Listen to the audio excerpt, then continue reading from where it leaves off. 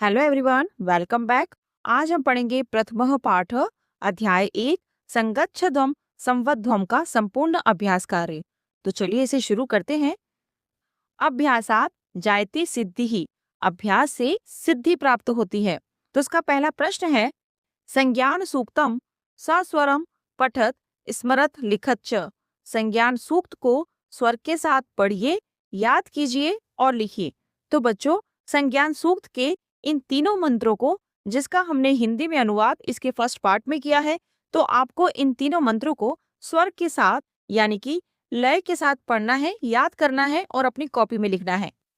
प्रश्न नंबर 2 है, अधोलिखितानाम प्रश्नानाम उत्तराणि पूर्ण वाक्येन लिखत। नीचे लिखे गए प्रश्नों के उत्तर पूरे वाक्य में लिखिए। तो पहला क दिया है, सर्वेषां मनः कीदृशं भवेत्। सभी का मन कैसा होना चाहिए। तो इसका उत्तर है, सर्वेषां मनः समानं भवेत्। सभी का मन एक समान अर्थात एक जैसा होना चाहिए। अब ख है, संगच्छध्वम संवध्वम इत्यस्य कः अभिप्रायः।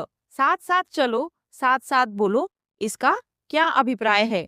तो इसका उत्तर है, संगच्छध्वम संवध्वम इत्यस्य अभिप्रायः अस्ति। साथ साथ चलो, साथ साथ बोलो, इसका अर्थ है, यूयं सर्वे मिलित्वा अग्रे गच्छत एक स्वरेण वदच्च। तुम सब मिलकर आगे बढ़ो और एक स्वर में बोलो। अब ग है, सर्वे किम परित्यज्य ऐक्य भावेन जीवेयुः। सभी को किसका त्याग करके एक भाव से जीना चाहिए। तो इसका उत्तर है, सर्वे वैमनस्यम परित्यज्य ऐक्य भावेन जीवेयुः। सभी को आपसी भेदभाव या शत्रुता का भाव त्याग कर एक भाव से जीना चाहिए। अब अंतिम प्रश्न है, अस्मिन् पाठे का प्रेरणा अस्ति। इस पाठ में क्या प्रेरणा है, अर्थात इस पाठ से हमें क्या प्रेरणा मिलती है।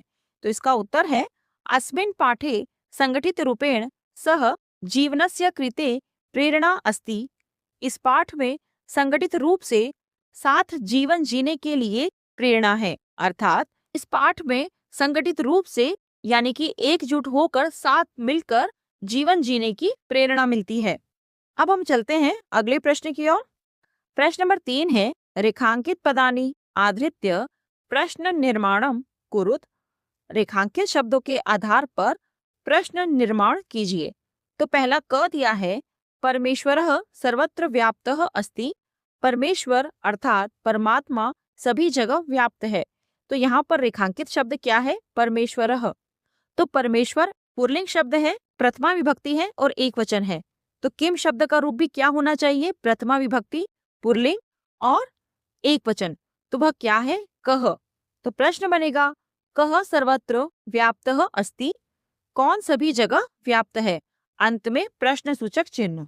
अब ख दिया है, वयम ईश्वरम नमामः। हम सब ईश्वर को नमस्कार करते हैं। तो यहाँ रेखांकित पद दिया है ईश्वरम। ईश्वरम द्वितीय विभक्ति एक वचन शब्द है। तो किम शब्द का रूप भी क्या होना चाहिए, द्वितीय विभक्ति एक वचन। तो प्रश्न क्या बनेगा, वयम कम नमामः। अंत में प्रश्न सूचक चिन्ह। हम सब किसको नमन करते हैं। अब ग दिया है, वयम ऐक्य भावेन जीवामः। हम सब एकता की भावना से जीते हैं। तो प्रश्न क्या बनेगा, हम सब कैसे जीते हैं। तो रेखांकित शब्द को हटाकर उसकी जगह हम कथम प्रश्न सूचक शब्द लिख देंगे। तो प्रश्न बनेगा, वयम कथम जीवामः।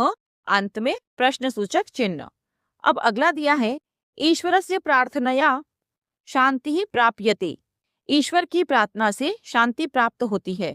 तो रेखांकित शब्द दिया है ईश्वरस्य। तो प्रश्न बनेगा, किसकी प्रार्थना से शांति प्राप्त होती है।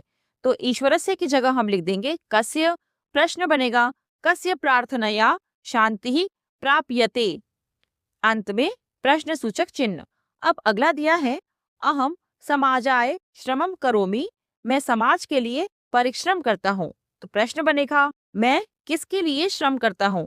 तो किसके के लिए प्रश्न सूचक शब्द आएगा कस्मै। तो प्रश्न बनेगा, अहम कस्मै श्रमम करोमि। अंत में प्रश्न सूचक चिन्ह।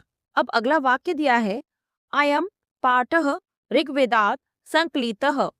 यह पाठ ऋग्वेद से लिया गया है। तो रेखांकित शब्द दिया है ऋग्वेदात। तो प्रश्न बनेगा यह पाठ कहाँ से लिया गया है? तो कहाँ से के लिए प्रश्न सूचक शब्द आएगा कुतः।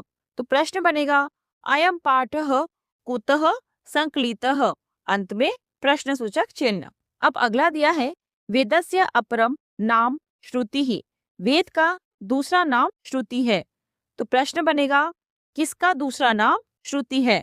तो वेदस्य के स्थान पर हम लिख देंगे कस्य। कस्य अपरम नाम श्रुति ही, अंत में प्रश्न सूचक चिन्ह। अब अंतिम दिया है मंत्रः वेदेषु भवन्ति, सभी मंत्र वेद में होते हैं। तो रेखांकित शब्द के आधार पर प्रश्न क्या बनेगा? सभी मंत्र किन में होते हैं? तो वेदेषु के स्थान पर हम लिख देंगे केषु। तो प्रश्न बनेगा मंत्रः केषु भवन्ति, अंत में प्रश्न सूचक चिन्ह। प्रश्न नंबर 4 है पट्टिकातः शब्दान् चित्वा अधोलिखितेषु मंत्रेषु रिक्त स्थानानि पूरयत। पट्टिका से शब्द चुनकर नीचे लिखे गए मंत्रों में रिक्त स्थानों को पूरा कीजिए। तो हमें क्या करना है? यहाँ पर नीचे 3 मंत्र दिए गए हैं, ये तीनों मंत्र अधूरे हैं, तो हमें इस पट्टिका से उचित शब्द चुनकर इन अधूरे मंत्रों को पूरा करना है। तो पहला क देखते हैं संगच्छध्वम। तो यहाँ लिखेंगे संवध्वम संभो मनांसी जानताम देवा भागम यथा पूर्वे सम जानना उपासते। उसी तरह दूसरे मंत्र को देखते हैं समानो मंत्रः। तो यहाँ लिखेंगे समिति ही समानी समानम मनः सह चित्तमेषाम समानम मंत्र भी मंत्रिये वह समानेन वो हविषा जुहोमि। अब अंतिम मंत्र दिया है समानी व आकुति ही समान हृदयानि वह समान मस्तु वो मनो यथा वह सुसहा सती। अब हम चलते हैं 5वें प्रश्न की ओर। प्रश्न नंबर 5 है पाठे प्रयुक्तान शब्दान भावानुसारम परस्परम योजयत। पाठ में प्रयुक्त शब्दों को भाव के अनुसार अर्थात उनके सही अर्थ के अनुसार आपस में जोड़िए। तो यहाँ पर देखिए पहले कॉलम में मंत्रों के कुछ शब्द दिए गए हैं और दूसरे कॉलम में उन्हीं शब्दों के अर्थ संस्कृत में दिए गए हैं। तो हमें इन शब्दों को उनके सही अर्थ के साथ आपस में मिलान करना है। जैसे पहला दिया है संगच्छध्वम। संगच्छध्वम का अर्थ होता है साथ चलो, तो उसका मिलान करेंगे हम मिलित्वा चलत, मिलकर चलो।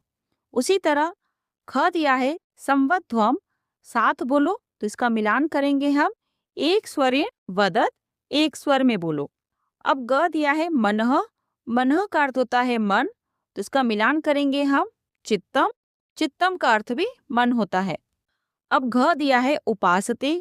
उपासते का अर्थ होता है श्रद्धा पूर्वक निर्वहन करना या श्रद्धा पूर्वक सेवा करना, तो इसका मिलान करेंगे हम सेवंती।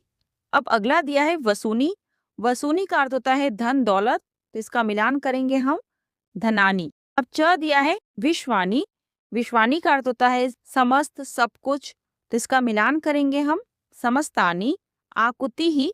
आकुति ही का अर्थ होता है संकल्प, दृढ़ निश्चय, तो इसका मिलान करेंगे हम संकल्पः। अब हम आगे चलते हैं। प्रश्न नंबर 6 है उदाहरण अनुसारेण लट लकारस्य वाक्यानि लोट लकारेण परिवर्तनयत। उदाहरण के अनुसार लट लकार के वाक्यों को लोट लकार में बदलिए। तो यहाँ पर जितने भी वाक्य दिए गए हैं ये सभी वाक्य लट लकार के वाक्य हैं, अर्थात वर्तमान काल के वाक्य हैं। जैसे बालिकाः नृत्यन्ति, सभी बालिकाएं नाच रही हैं, तो हमें इन्हें लोट लकार में परिवर्तित करना है। लोट लकार का प्रयोग आज्ञा देने, अनुरोध करने या प्रार्थना करने के लिए किया जाता है। तो जब लट लकार के वाक्यों को लोट लकार में परिवर्तित करेंगे तो वाक्य बनेगा बालिकाः नृत्यन्तु, सभी बालिकाएं नाचें। तो पहला क दिया है बालकाः हसन्ति, सभी बालक हंस रहे हैं, तो लोट लकार में इसका वाक्य बनेगा बालकाः हसन्तु, सभी बालक हंसें। अब ख है युवाम तत्र गच्छतः, तुम दोनों वहां जाते हो, तो लोट लकार में इसका वाक्य बनेगा युवाम तत्र गच्छतम, तुम दोनों वहां जाओ। अब अगला दिया है यूयम धावथ, तुम सब दौड़ते हो, तो लोट लकार में वाक्य बनेगा यूयम धावत, तुम सब दौड़ो। अब अगला दिया है आवाम लिखावह, हम दोनों लिखते हैं, तो लोट लकार में वाक्य बनेगा आवाम लिखाव, हम दोनों लिखें। अब अंतिम दिया है वयम पठावह, हम सब पढ़ते हैं। तो लोट लकार में वाक्य बनेगा वयम पठाम, हम सब पढ़ें। तो बच्चों यहाँ ध्यान दे, नृत्यंती लट लकार के प्रथम पुरुष का बहुवचन शब्द है। लोट लकार में इसका शब्द रूप क्या बन गया? नृत्यंतु। नृत्यंतु भी लोट लकार के प्रथम पुरुष का बहुवचन शब्द है। तो वाक्य जिस पुरुष में होगा, जिस वचन में होगा, उसका रूप परिवर्तन भी उसी वचन और उसी पुरुष में होगा। तो एक और देख लेते हैं, जैसे गच्छतः, यह लट लकार के मध्यम पुरुष का द्विवचन है, तो गच्छतम लोट लकार के मध्यम पुरुष का द्विवचन है। तो ये था अध्याय 1 संगच्छध्वम संवध्वम का संपूर्ण अभ्यास कार्य। नेक्स्ट वीडियो में इसके अगले अध्याय को पढ़ेंगे। तो मिलते हैं नेक्स्ट वीडियो में। Thank you, bye.